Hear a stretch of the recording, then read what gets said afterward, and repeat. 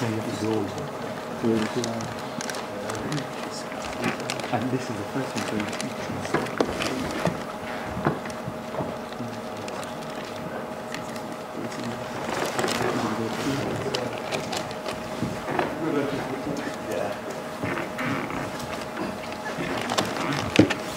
Okay, well, whilst we're looking for a clicker or a pointer or something. Sorry. Huh? What does it play there? Oh, just the clicker. I've got something. Oh, okay. Thanks. I'd like to introduce our last speaker of the day, and that's Joshua Rosaler from the philosophy department at Oxford. And he's talking about decoherence and the emergence of classicality in Everett and Bohm. Thanks. My goal in this talk will be to offer a broadly conceptual overview of both how you get effective wave function collapse in the Everettian and Bohmian interpretation of quantum mechanics, and also how you explain the emergence of Newtonian behavior in these pictures. So the kind of original claims of this talk will be, well, there are basically three of them.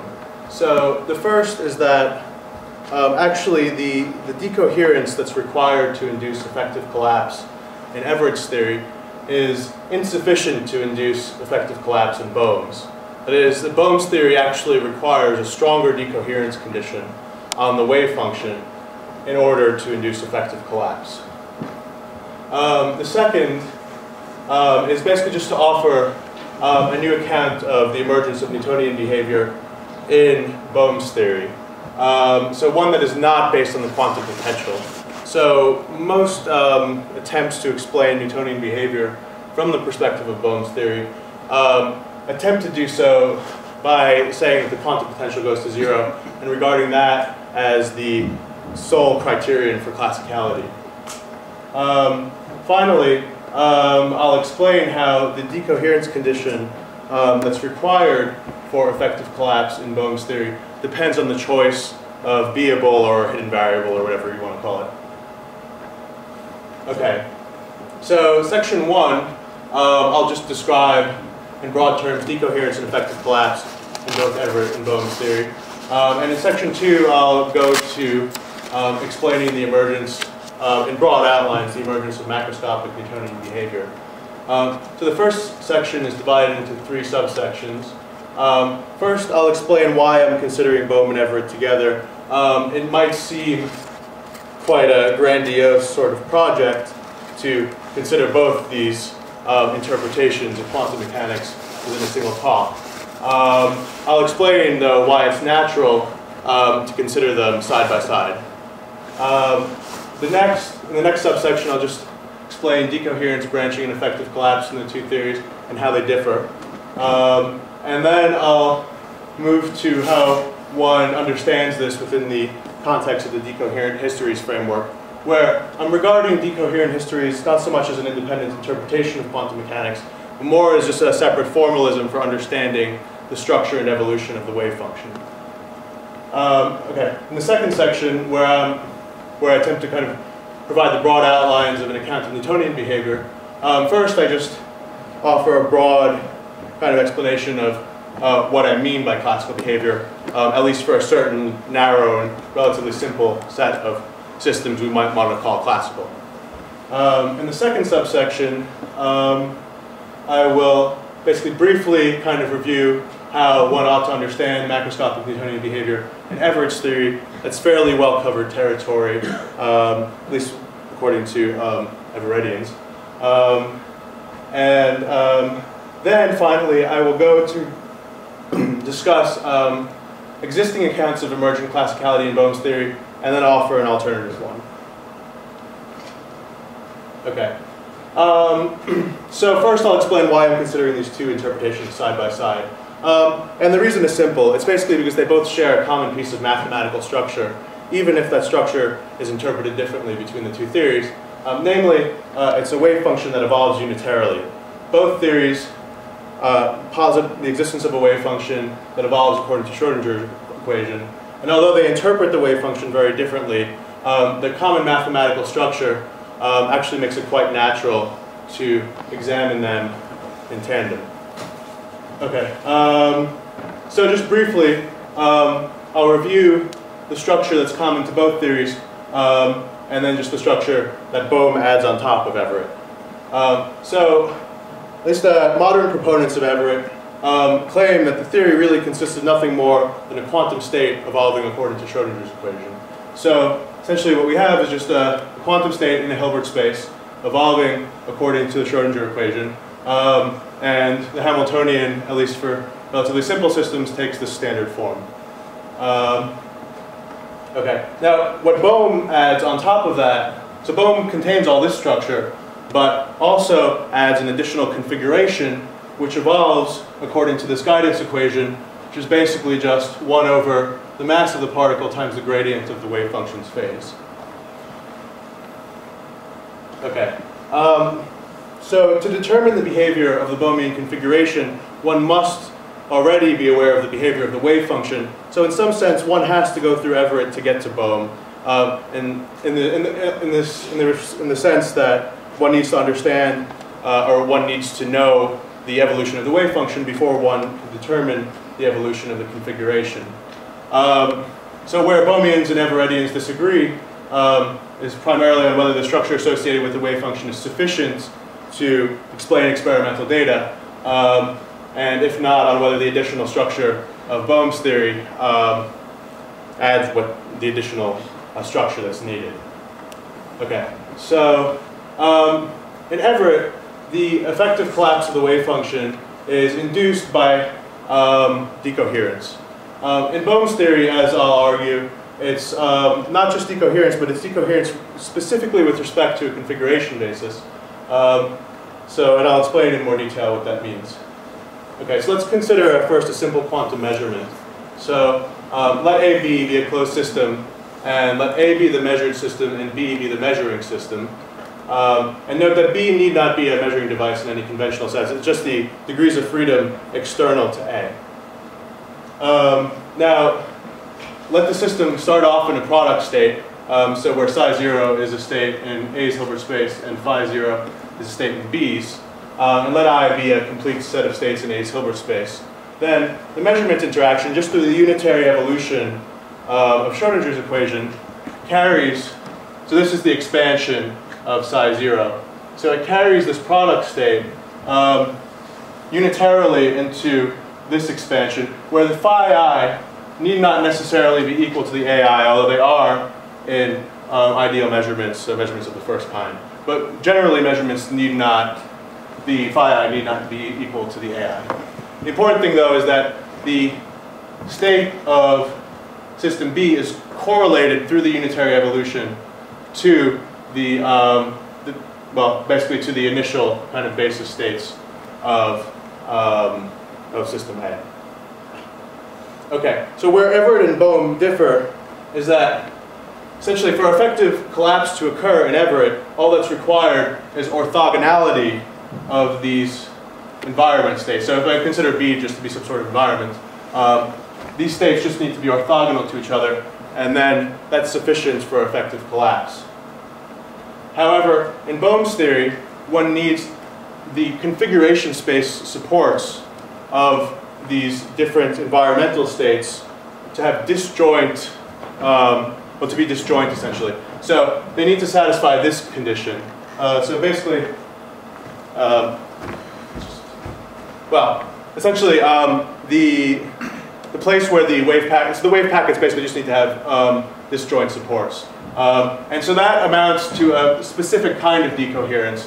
And so actually this condition is insufficient to induce effective wave function collapse in Bohm because the wave packet supports are not necessarily disjoint in this case. And so if they're not disjoint, then the traditional Bohmian mechanism for inducing effective collapse fails. So actually, the condition for effective collapse in Everett is insufficient to induce effective collapse in Bohm. Okay. So just viewed from the point of view of the decoherent histories framework, well, so let's just, so I'll just briefly introduce the framework, although it's already been introduced, so I'll go through it quickly. So we can express the evolution of the wave function in time just by this equation. And if we take either a positive operator valued measure or a projection valued measure, we basically have that sum of projection operators is equal to the identity. And if it's specifically a projection valued measure, we have that these projectors are mutually orthogonal and orthonormal. Okay, so what we can do in this equation is basically divide the time interval between 0 and t up into n slices and then insert the identity in all those places. And then this expansion enables us to express the evolution of the wave function just as a sum of history operators, where these operators are defined in this fashion. Now, viewed from the point of view of the Everett interpretation, the weights of the different branches of the wave function, so basically each of these consists of a distinct branch of the wave function.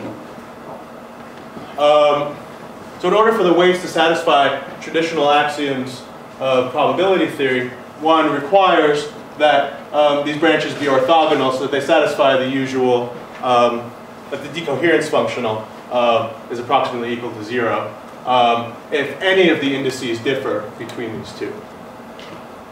Okay, now Bohm requires that these branches be disjoint in the configuration space. So that actually amounts to this criterion.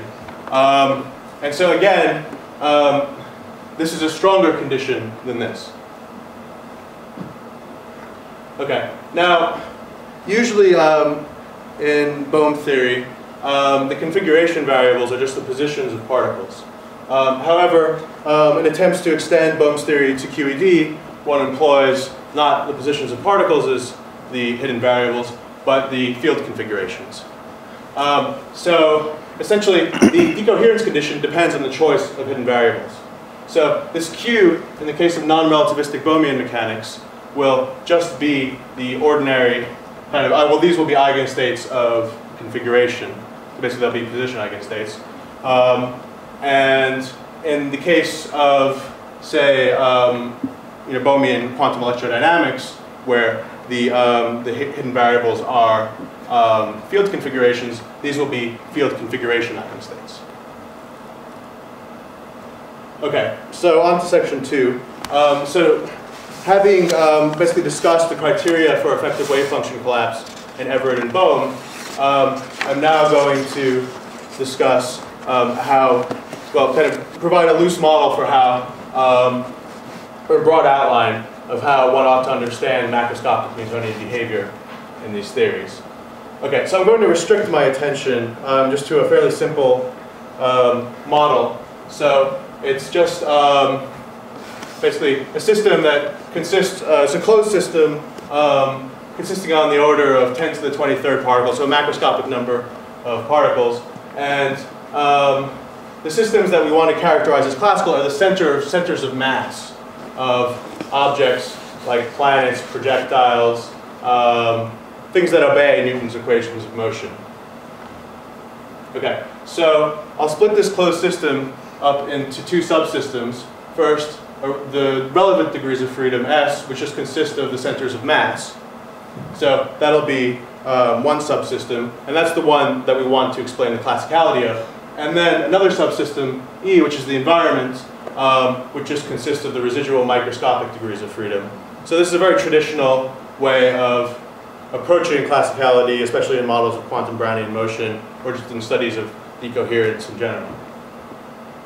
Okay, so given this model, we can characterize the Hilbert space as just a tensor product of the Hilbert space for the macroscopic degrees of freedom and the Hilbert space for the environmental degrees of freedom.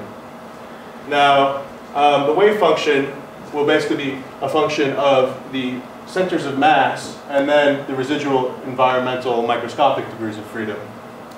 And the total system evolves according to the Schrödinger equation. And the Hamiltonian that appears in the Schrödinger equation basically takes the form of a Hamiltonian purely for the centers of mass, a Hamiltonian purely for the environment, and then some interaction Hamiltonian. And in the model, the sort of models I consider, I just restrict myself to the kind of usual p squared over 2m plus v Hamiltonian.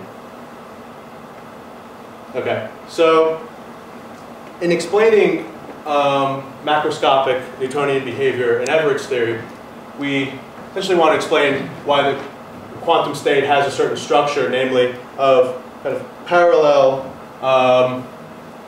well, basically it's a superposition of parallel states, non-interfering branches in which the centers of mass evolve according to Newtonian trajectories.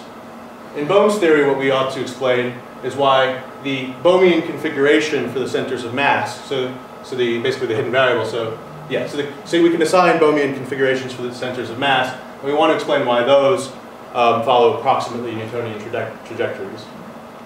Okay, so I'm going to begin with Everett's theory, and so this is fairly well understood, but just it'll be instructive for when we consider Bohm's theory.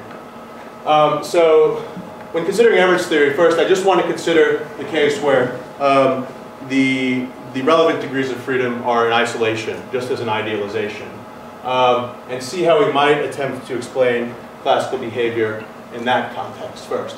It's unrealistic, but it's instructive.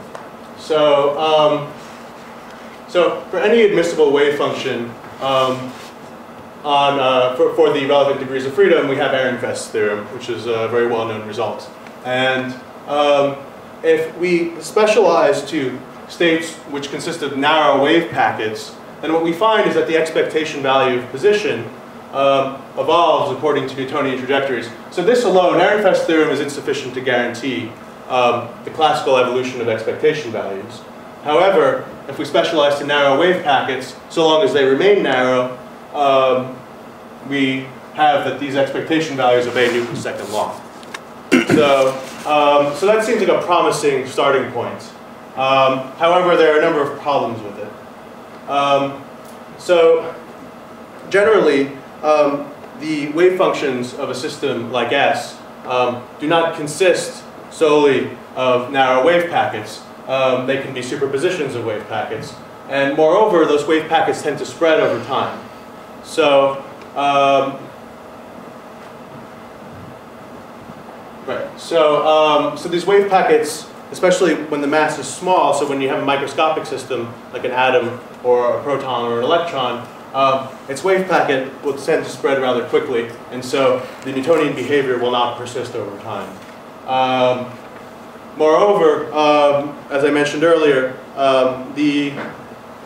it's inaccurate to treat a system like S as isolated from its environment because entanglement with the environment occurs very naturally. Okay. Okay. So now I want to explain just how in Everett's theory, decoherence and the incorporation of the environment can solve these problems. Okay. So basically, I'm just to save some time, I'm going to skip to this since it's fairly well-trodden territory. So basically, the total wave function of okay. So as we assume that so remember the total Hamiltonian of the system in the environment took the form of the ordinary p squared over 2m plus v Hamiltonian plus some environmental Hamiltonian plus some interaction Hamiltonian. Now, if the Hamiltonian for the relevant degrees of freedom is such that wave packets don't spread too rapidly, now that's a very strong condition, but if we grant it, then the evolution of the wave function will take this form. Namely, for some initial, so basically it'll be a superposition of wave packets evolving along classical trajectories. So for each q0 and p0, we start off at time t equals 0 with a state that's localized around some configuration and some momentum in phase space. And these, in according to Ehrenfest's theorem, these should evolve along Newtonian trajectories. Now, the total wave function is essentially a superposition of these wave packets evolving in parallel, and the environmental state, meanwhile, it basically records the trajectory over time of the individual wave packets. So each branch of the wave function consists of a wave packet evolving along a Newtonian trajectory, and then the environment which is recording that trajectory. And I can go into that more in the question period. Okay.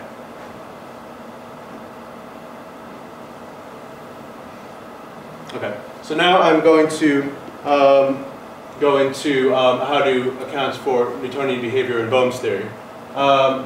So most accounts of Newtonian behavior in Bohm's theory rely essentially on the vanishing of the quantum potential or quantum force, as Basil mentioned.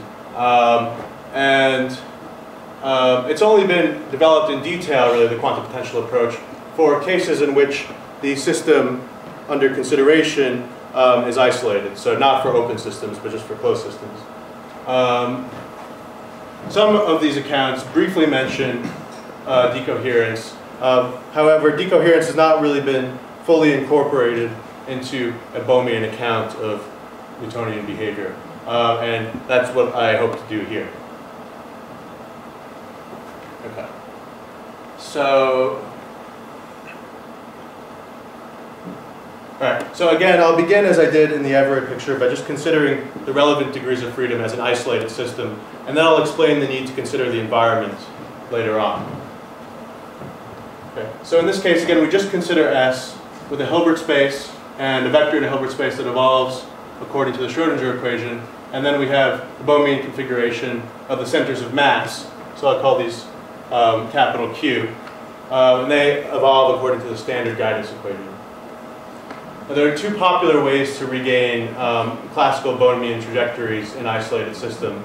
One is to consider narrow wave packets, and another is the quantum potential approach, so I'll briefly review both of those. So again, just as before, the narrow wave packet approach takes advantage of the fact that if you have a narrow wave packet, it evolves according to an approximately Newtonian trajectory. And so because of the Bohmian condition of equivariance, so because the particle is obliged to follow the probability flow of the wave packet, the trajectory will also stay within the classical trajectory of that wave packet. Okay. Now, again, the problem is that, well, there are a number of problems. I'll go back to this in a sec. So I just want to consider the quantum potential approach now. So again, the quantum potential approach is based on the observation that if you plug in the polar decomposition of the wave function into Schrödinger's equation and take the real and the imaginary parts, then you get a Hamilton-Jacobi equation for the phase plus a quantum potential and then a continuity equation. And the traditional approach says that basically we regain classical trajectories, that is, we regain the classical Hamilton-Jacobi equation when the quantum potential is equal to 0. Now, it's certainly true. That's indisputable. However, I'm going to explain in a little bit why it's still an insufficient explanation of classicality. Okay, so having explained both the narrow wave packet approach and the quantum potential approach, I just want to review some of their problems. Typically, narrow wave packets do not remain narrow.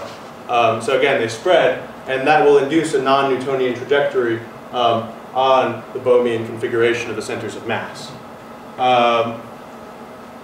Moreover, if we consider a case where we have two narrow wave packets, so just consider a simple case of of a free Hamiltonian for the centers of mass, and we have two wave packets which basically travel in straight lines along straight classical trajectories, but they overlap at a certain point in time. The Bohmian trajectories associated with those will initially be classical. They'll follow the trajectories, but then they'll bounce off each other because Bohmian trajectories are not allowed to cross each other in configuration space. So essentially what happens is that if you have a superposition of wave packets, then initially the Bohmian configurations associated with those wave packets will be classical, but because of the no crossing condition, they'll become drastically non-classical when this happens. Okay, so since the theory allows for these sorts of superposition states, we need to explain well, basically, it shows that isolated systems cannot account for classical trajectories of the centers of mass. Okay, so actually, let me just, well, all right. And now, just a problem with the quantum potential approach. It's true that if the quantum potential is 0, then the Bohmian trajectories satisfy a classical equation of motion.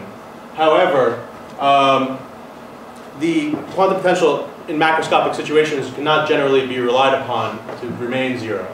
So if we have an isolated system, and say we have 2 WKB solutions, for each of which the quantum potential is approximately equal to 0, if we superpose those, then the quantum potential will no longer be 0. So, so in general, so you might say, well, you might look at this and say, well, okay, when the mass is large, right, Q goes to 0. But the thing is that even in macroscopic situations, interference caused this curvature term to trump the large mass. So the quantum potential approach also fails. Okay, so now I'm going to explain how including the environment, so incorporating the environment and decoherence helps to resolve the difficulties with these two approaches. So consider, again, so my example of 2 narrow wave packets overlapping in space. Now, when we incorporate the environment, suppose that the 2 wave packets now are coupled, so they're producted with 2 environment states, so they're entangled with the environment. And suppose that these states have disjoint supports in the environment's configuration space. Then what will happen is that in the total configuration space of the system, plus the environment, these 2 wave packets will basically fail, they won't overlap. So if you consider the total configuration space of the system and the environment, these wave packets never overlap because they're disjoint with respect to the environment. So because they're disjoint with respect to the environment, the non-crossing condition doesn't come into play here.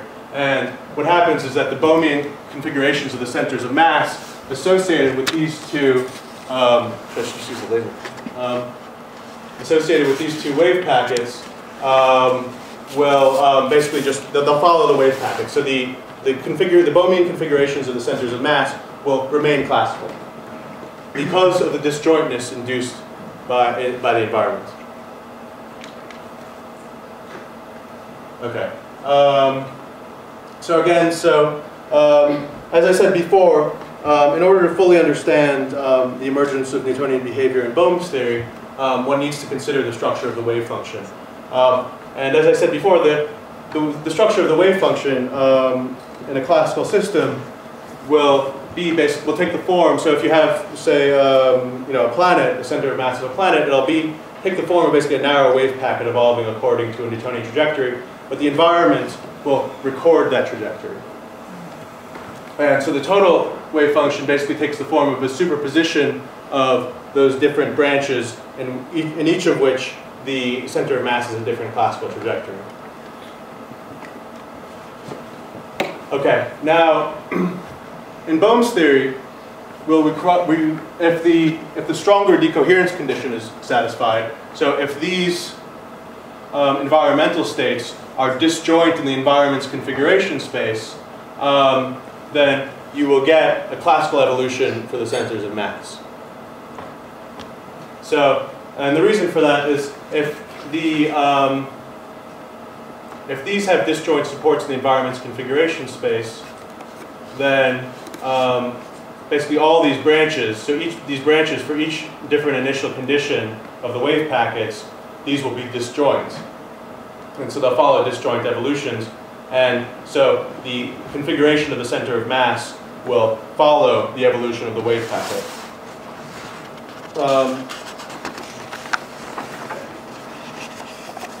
And moreover, what will happen is that so basically the total Bohmian configuration of the system, if these branches are disjoint from one another, so if the branches corresponding to different initial conditions, different classical initial conditions, are disjoint from one another, then they'll remain disjoint as long as these are disjoint. And so what will happen is that the total Bohmian configuration of the entire system plus environment will pick one of these branches. Because it's not going to move out of a branch, because if the branches are disjoint, then it won't be able to transition between them. So what happens then in terms of the Bohmian configuration is that the total configuration picks one branch. So this is just the this is just the support of one of the branches. And meanwhile, the configuration of the centers of mass just follows the support of its wave packet. And because the environment states, because these states are disjoint, the configuration of the environment will essentially be correlated to the entire path trajectory of the centers of mass. So the Bohmian configuration of the environment serves to record the trajectory of the Bohmian configuration of the centers of mass. Okay, so yeah, I'm just skipping that. Okay. So just in summary, so I'm going to leave it open for questions for a while.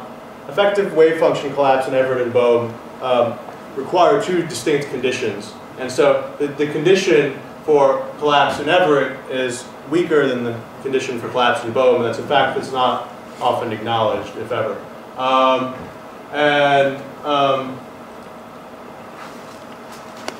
And so Newtonian behavior in Bohm's theory basically can be derived first by considering the classical, how the wave function evolves for a classical system, and then considering how that influences the evolution of the Bohmian configuration. Okay, so I think I'll leave it there and just leave it open for questions.